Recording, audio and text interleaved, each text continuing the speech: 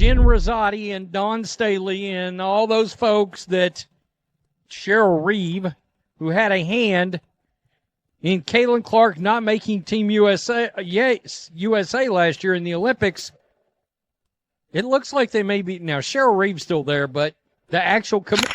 Okay, let's get one thing straight. The WNBA establishment and Team USA are absolutely terrified of Caitlin Clark. Why? Because the very same people who shut her out are now watching their power disappear faster than a wide-open layup. I can promise you, this is about to cause some serious bruising because the entire game just got flipped on its head. So let's break down this absolute meltdown. The WNBA elite, the ones who slammed the door on Clark's Olympic dreams, are not handling the destruction of their little social club very well at all. Caitlin Clark, WNBA Rookie of the Month, packing arenas while averaging 17 and 6 assists.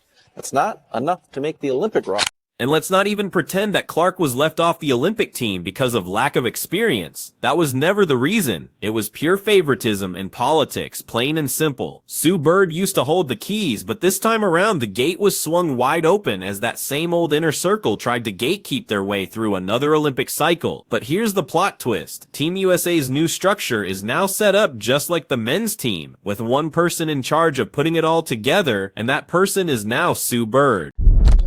I'll tell you what we're not going to do. We're not going to allow that. Can we just like call a spade a spade? Racism has been impacting the WNBA well before this year. This is not a new thing. Sure. This is, and in that way, I do think Caitlin's being used as a pawn. Mm-hmm. Caitlin didn't bring racism to the WNBA. This has been happening. And that, I think, is what's been such a shock for all of us, that other people are surprised by this. Mm-hmm. We've been trying to tell you. And once again, for so long, as a player, I would almost joke. I'd be like, I would have loved to have shut up and dribble. Mm-hmm. In so many ways, I would have loved to have been valued as a basketball player. I would have been loved to have been spoken about just for my play. Mm-hmm. I think. What's more, Sue Bird was one of the few who openly supported Clark while the other old-timers were desperately clinging to the past. And let's be crystal clear about something. Sue might have some interesting political connections. Yes, Megan Rapinoe, we see you, but she has always been brutally honest when it comes to the game. She knew Caitlin Clark deserved to be wearing red, white, and blue, and when Clark got snubbed for Paris 2024, it wasn't just the fans who were outraged. The actual NBA commissioner, Adam Silver, went on record and called it a huge mistake. This isn't some random fan on Twitter. This is the most powerful voice in basketball, calling out the Olympic Committee. Legitimate to say, we roll in the Olympics every year. We can afford having, someone who's the 20th best or 24th best instead of the 12th best because of what it would potentially do to grow the game. That's legitimate. And I also think that door somewhat got open brew by Diana Taurasi's inclusion. So Diana, and we can show you their numbers. They're having a shockingly similar season. So points and rebounds basically identical. Field goal percentage is identical. Caitlin has way more assists and way more turnovers to go along with it. Diana has very few assists, very few turnovers. So Caitlin's not yet in her prime. Diana's past her. He wasn't the only one either. Basketball executives, marketing teams, and even casual sports commentators were all saying the same thing. You just threw away a mountain of cash and all your momentum. Instead of launching women's basketball into a global phenomenon, we got Diana Taurasi fumbling around for her car keys.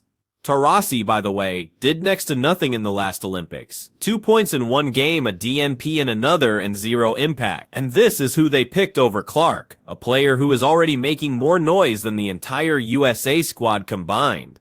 The truth is, Cheryl Reeve and her crew were blocked from picking the best players by a committee that was only interested in protecting their little club. They got blasted for it. And now, with Sue Bird in charge and the old decision makers gone, Caitlin Clark's name is suddenly back in the Olympic conversation. And you can practically smell the panic coming from ESPN and WNBA Twitter.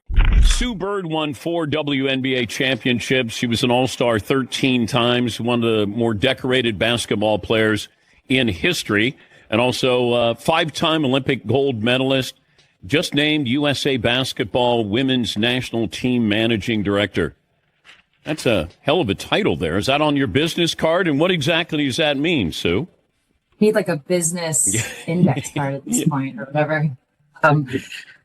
Managing director. It's basically what Grant Hill did for the men's team. So like a GM. Here's the situation. While all the naysayers were busy finding excuses for why Clark missed the Olympic camp, Sue Bird was watching her completely change the sport. You see, Sue Bird cares more about performance than she does about politics. I'm going to guess she'll probably be on the next Olympic team. Just guessing. I mean, TBD. And yes, that's exactly right. Clark didn't need a secret handshake to get in. She single-handedly dragged women's basketball back into the mainstream on her own terms, bringing millions of new fans to the league while the committee was off filming commercials. Let's just look at the numbers. Clark's games with the Indiana Fever are now appointment television, breaking viewership records. Her jersey is the #1 bestseller, and ticket sales don't even get me started. You know a player is a generational talent when entire teams have to move their games to bigger arenas just to fit the crowds. That's the Clark effect. But somehow, she wasn't ready for the Olympics.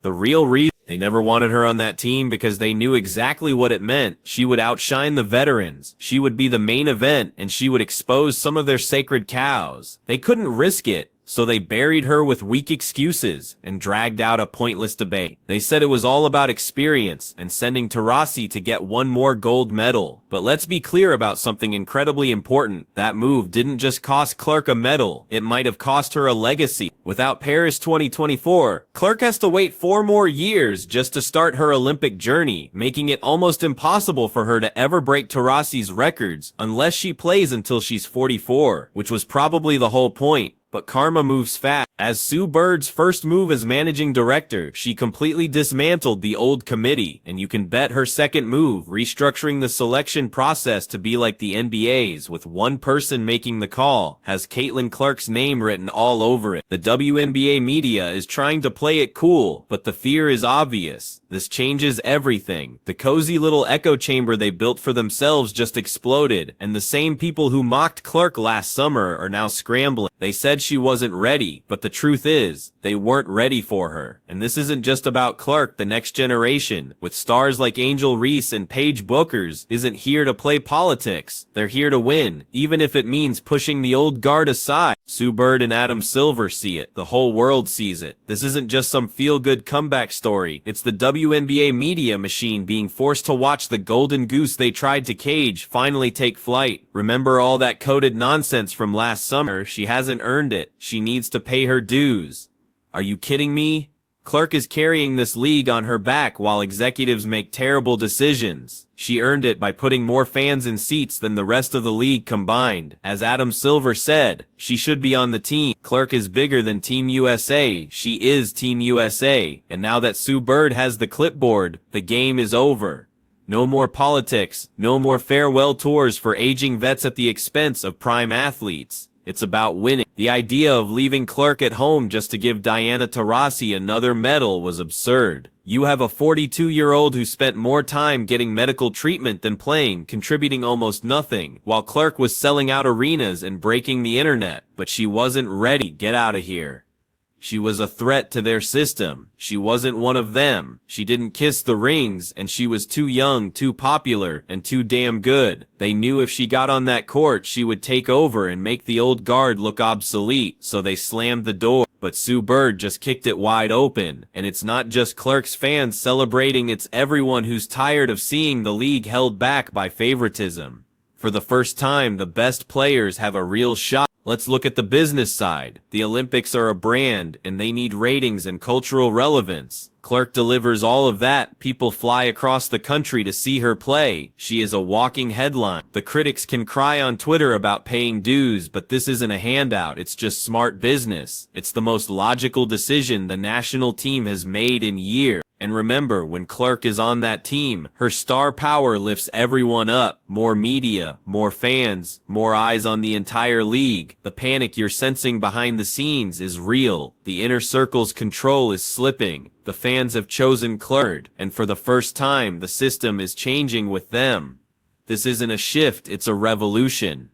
Welcome to the Clerk era. The establishment can't stop her from getting on that team now. The excuses are gone. The committee is toast, and Sue Bird is leading the charge into a new era. They can't lock the door on Team Clerk 2028 because she's already inside. So if you agree, make sure to hit that like button, subscribe, and drop a comment below.